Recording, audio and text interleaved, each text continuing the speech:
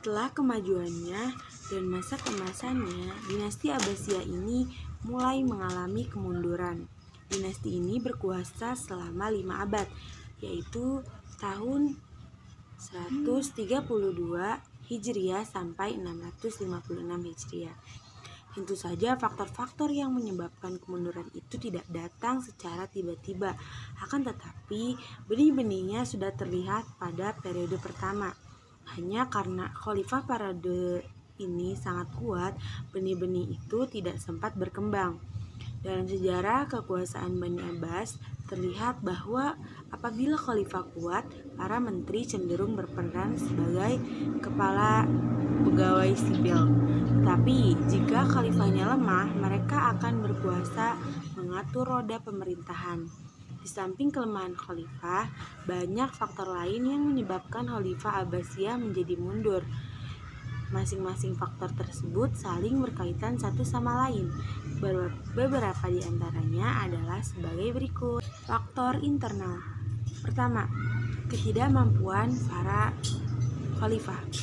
Sama seperti Daulah Umayyah di Syria, banyak yang diangkat menduduki jabatan khalifah dari orang yang tidak mampu melaksanakan tugas dengan baik. Hal ini membawa kepada kemunduran daulah. Demikian juga Daulah Abbasiyah. Hal ini dapat dilihat dari khalifah-khalifah sesudah Al-Muqtasim. Ditambah lagi dengan kebejatan moral mereka, sehingga waktu lebih banyak mereka habiskan untuk berhura-hura daripada mengurus negara.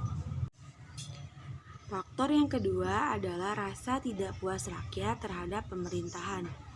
Daerah kekuasaan Abbasiyah dari periode awal hingga keruntuhan itu tersebar sangat luas.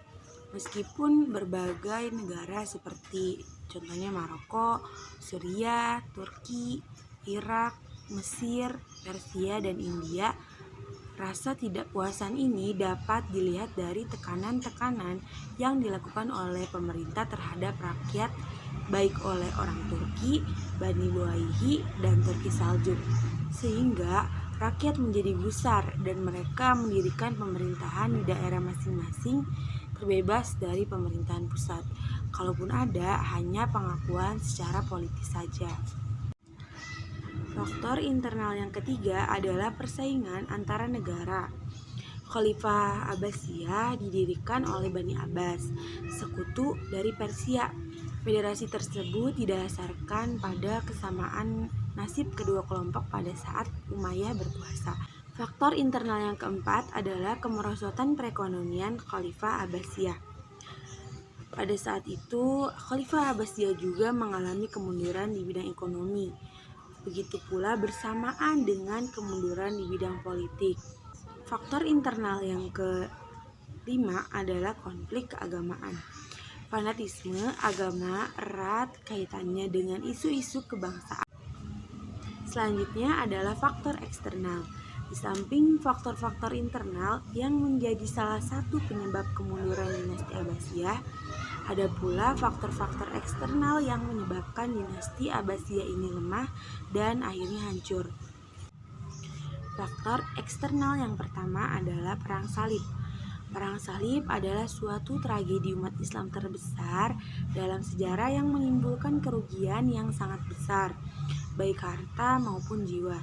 Perang Salib ini terjadi pada abad pertengahan, berlangsung beberapa gelombang atau periode, dan menelan banyak korban. Faktor eksternal yang kedua adalah munculnya dinasti-dinasti kecil. Mungkin hanya ini saja yang dapat saya paparkan. Kurang lebihnya mohon maaf. Wassalamualaikum warahmatullahi wabarakatuh.